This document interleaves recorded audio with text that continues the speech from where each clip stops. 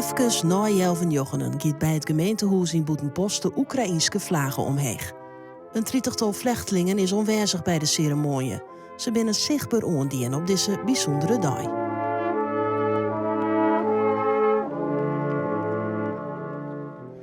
Yes, it's very important because we see support of Ukraine and attitude of your people to us Ukrainians. Burgemeester Brouwer neemt het een eer dat hij de vlaggen omheen dwaan mocht. Hij liet de onwezige Oekraïners weten dat ze zolang dat nodig is welkom binnen in zijn gemeente.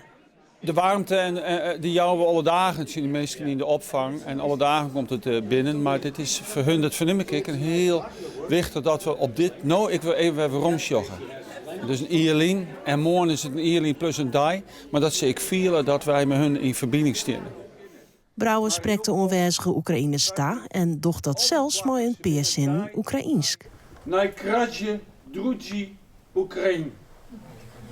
Важливі і den rijk. Ja, ik ga met Google Translate en dan elke keer de lood spreken van nou, hoe jij het ongeveer. En dat is mij ook wel knap. Ze beweren dat ze het verstaan kunnen. Maar ja, dat is, het is maar lied, maar dat vonden ze wel een mooi moment.